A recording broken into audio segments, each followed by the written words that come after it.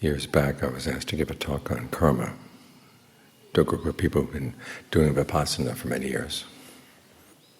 And I talked about how understanding karma is an important part of understanding how and why you're meditating. Because when you meditate, you're trying to develop a skill. And the way the Buddha taught karma, the principle behind karma, is that what you experience in the present moment is a combination of two things: results of past actions, and then current actions and their results. Because not everything waits until the next lifetime to show its results. You stick your finger in a fire, and you don't have to wait till the next lifetime for it to hurt. It hurts right away. So you've got this complex interaction, past karma plus present karma. That's why we meditate, because what we do in the present moment is going to make a big difference. So we focus our attention on the present moment. Not everything is determined by the past. Sometimes we hear a simplistic idea of karma that what you do in the past shapes the present moment, what you do in the present moment will shape the future. You do good, you get good results. You do bad, you get bad results. Those are the basic principles, and they sound very simple. But in the actual working out, they can be very complex. So I mentioned this to the meditators there, and they gave me these perplexed looks. And I found out later that they had been taught that meditation meant not doing anything at all in the present moment, just being with whatever comes up, accepting it and letting it go. Well, that is kind of a doing, but it limits you in terms of the skills that you can develop right now. As the Buddha said, there are some things we want to comprehend, other things we want to abandon, other things we want to develop. And his reason for the focusing on the present moment came from his seeing how complex karma can be. You may remember that on the second watch of the night of his awakening, he saw beings passing away and re-arising in line with their karma. And you read that, and the first impression seems to be that if you do good in this lifetime, you're going to get good results in the next lifetime. Go to a good place, be happy. If you do bad in this lifetime, you're going to go to a bad place. But the Buddha saw it was a lot more complex than that, because you could do good in this lifetime and still go to a bad place next time around. In cases like that, he said, it's either you had some past bad karma that was stronger, or you changed your habits before you died, you started doing bad things, or at the moment of death, you developed wrong view, deciding that all that good you had done wasn't worth it. Sometimes people are in a lot of pain when they're approaching death, and they feel, well, I've done all this good in my lifetime and it hasn't done me any good for this disease. And they change their attitude, develop wrong view, and that wrong view can pull them down. And that doesn't totally erase the good that they've done in the past, it simply delays it. But the delay can sometimes be very long. And vice versa. Someone can do some bad things in this lifetime and still go to a good place next time around, either because they've done good beforehand or done good afterwards, or developed right view at the moment of death. And the Buddha saw that the good that you do and the not good that you do comes down to your intentions, why you act. So the mind is really important. It determines the quality of the action, but it can also erase some good things you've done in the past. Simply by adopting a wrong view, you can delay the results of your good actions.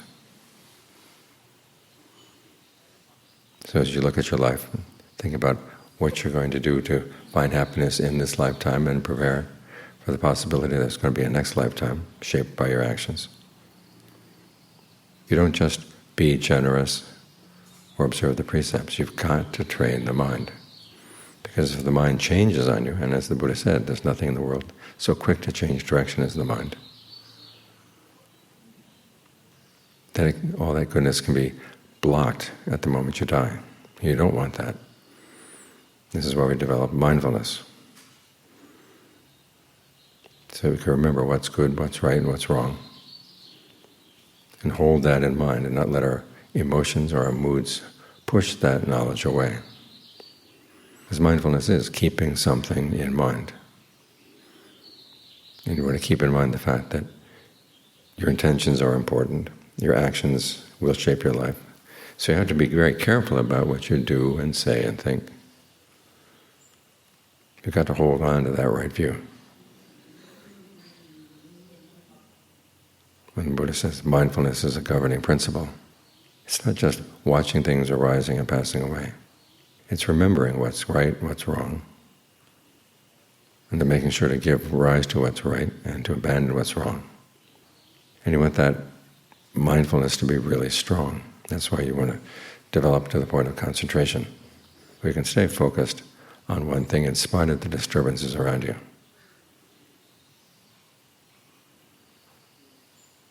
Like right here as we're sitting, it's a relatively quiet place. There's a little bit of noise in the background.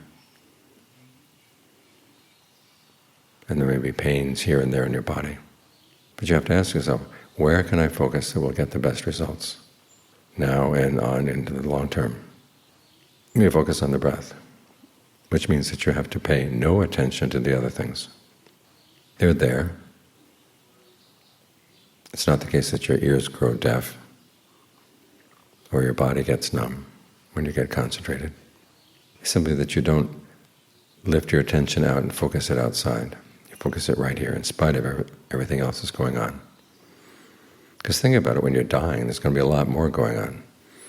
If you're in a hospital, there'll be all the beeps and noises in the hospital, and other people coming and going up and down the corridor. And then that on top of the fact that your mind realizes it can't stay in this body anymore. It's got to go. So you want to maintain your focus, maintain your determination that you want to go to a good place where you can continue practicing. And you believe that the work that you do right now as you're dying, and trying to keep the mind under control, is really worthwhile. Some people think that as you approach death, well, there's nothing more you can do, so just get yourself shot up with morphine, painkillers of some kind, and relax as best you can. Because there's nothing you can do. Well, there's actually plenty you can do to maintain your right view and to keep your focus solid and strong as all these other distractions threaten to pull you in their direction. Of course, the opportunities that will open themselves to you at that point will depend not only on your having meditated, but also on the times you've been generous, the times you've been virtuous. Which is why the Buddha recommended a complete course of goodness, not just meditation, but also generosity and virtue. That way your mind is under control, and you have good opportunities that are waiting to open up for you.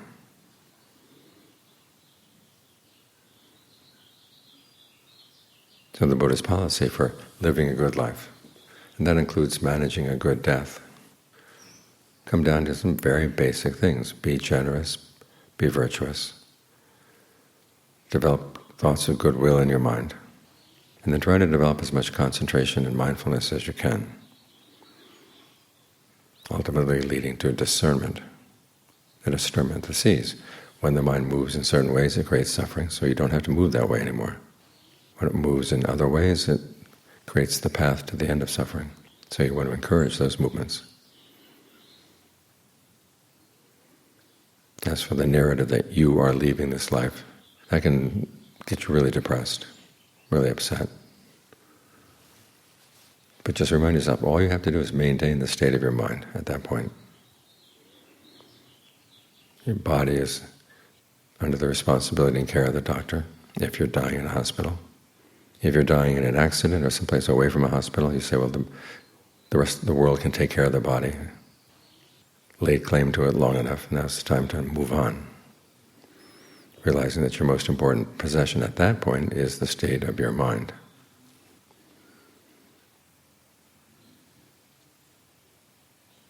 We read so much in Buddhist teachings about how the important place to focus is the present moment.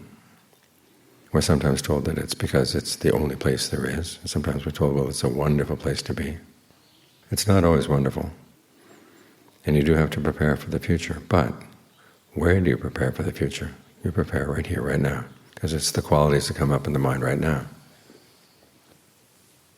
that are going to make a difference.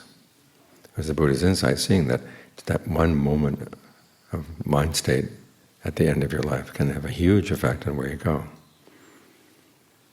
So just because it's one moment doesn't mean that it's weak. In fact, with every moment, we're making decisions to shape our experience. The better we learn how to do it well right here, right now, the more sensitive we are to how we do it right here, right now, then the greater the likelihood that we're going to be able to do it well then.